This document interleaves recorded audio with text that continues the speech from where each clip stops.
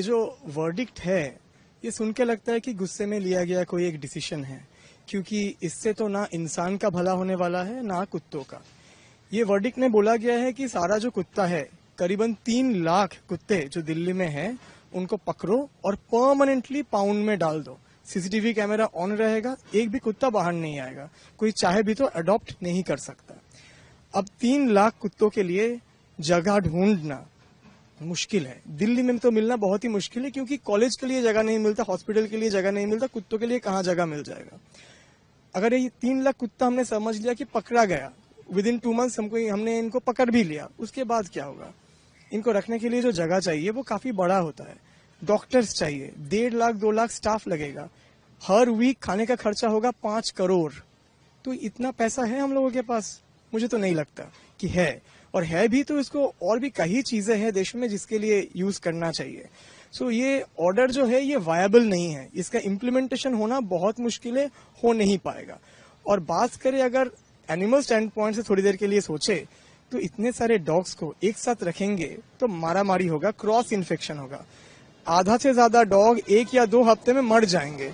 तो ये कोई एनिमल वेलफेयर का राय नहीं है, ये कुत्तों का मारने का या फिर कलिंग करने का राय है। हाँ, थोड़ा सोफिस्टिकेटेड साउंड कर रहा है कि उनको लेके जाके रखा जाएगा, बट अल्टीमेटली उनका मौत ही होने वाला है वहाँ पे। एक चीज देखा जाता है कि जो एनजीओस काम करते हैं डॉग्स के लिए, जी, तो वो क्या करते हैं कि उन्हें ट्रीटमेंट देते हैं फिर छोड़ देते हैं। जी, वो फिर वही उसी सड़क पर जाते हैं। जी बिल्कुल। यहाँ की क्या कंडीशन है? अगर देखिए, कोलकाता में जितने भी एनजीओ ऑपरेट कर रहे हैं, हम लोग वही सेम रूल फॉलो करते हैं जो गवर्नमेंट द्वारा जारी किया गया है।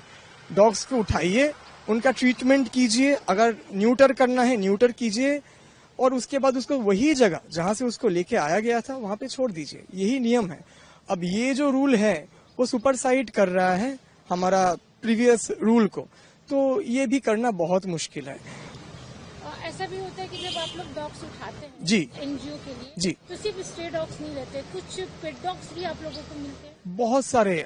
कोई ब्रीडिंग का रेगुलेशन नहीं है इंडिया में, कोई भी आज के डेट में ब्रीडर बन सकता है। ब्रीडिंग कार्ड किसी के पास नहीं है, हर घर में ब्रीडर है, सब लोग ब्रीडिंग करवा रहे हैं ब्रीड डॉग्स का, फॉरेन डॉग्स का।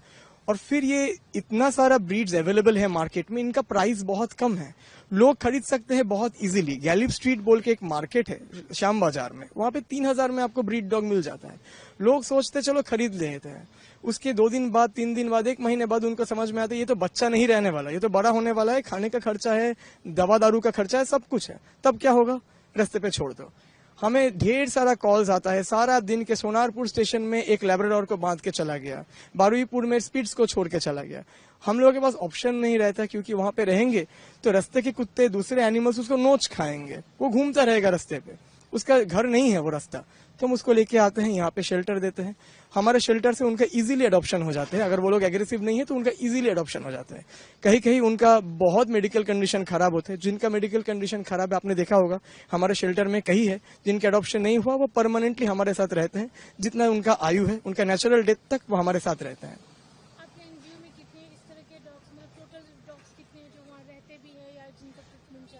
अभी हमारे वहाँ ट्रीटमेंट में जो डॉग्स हैं उनका नंबर है 480।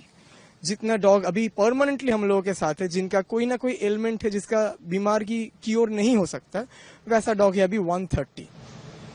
तो ये जो वर्डिक्ट आया है, इसके लिए क्या बोलेंगे? क्या ये सोल्यूशन है स्ट्रे डॉग्स के लिए? बिल्कुल सोल्यूशन नहीं है। देखिए, स्ट्रे डॉग का एक ही सोल्यूशन है, उनको पकड़ा जाए, न्यूटर किया जाए ह्यूमन तरीके से, ताकि उनका बच्चा ना हो, ऑफस्प्रिंग ना पैदा हो, फिर उनको वही जगह पे छोड़ देना चाहिए। दिल्ली म्यूनिसिपैलिटी अगर ये काम ढंग से इतने सालों से कर लेता, आज डॉग्स को ये दिन देखना नहीं पड़ता, ना तो एनिमल एक्टिविस्ट को ये दिन देखना पड़ता। ऑपरेशन होता रहेगा, नंबर्स घटता रहेगा। और अब जब हम बात कर रहे हैं कि इतना सारा 3 लाख डॉग है, सोचिए कि हमने नेक्स्ट 2 वीक में उनको पकड़ लिया, फिर उनको कैप्चर भी कर लिया, कैद कर लिया, सब हो गया, तो जगह क्या वैकेंट रहने वाला है? बिल्कुल नहीं। आसपास का सारे एरिया से वैक्यूम इफेक्ट जिसको हम बोलते हैं, डॉग्स आएंगे, पूरा एरिया फिर से 1 महीने में कवर अप हो जाएगा।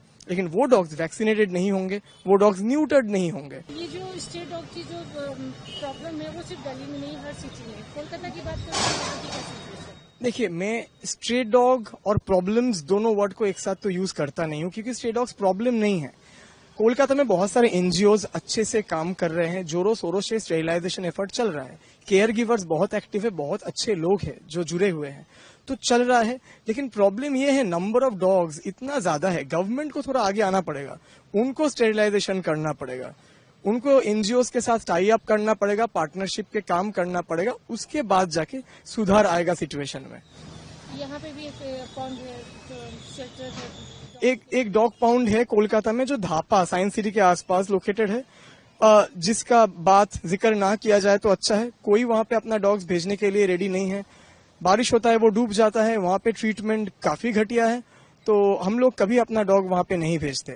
मेरा एनजीओ है, उसके अलग से भी मैं तो डॉग्स का टेक केयर करता हूँ, सो मैं अपना डॉग्स को कभी भी डॉग पाउंड में वो शेल्टर में ले जाने के लिए अलाउ नहीं करूंगा। काफी बार ऐसा होता है उनका गाड़ी जाता है डॉग्स को उठाने के लिए, लेकिन कोई भी एक्टिविस्ट, कोई भी केयर गिवर उठाने नहीं देता है।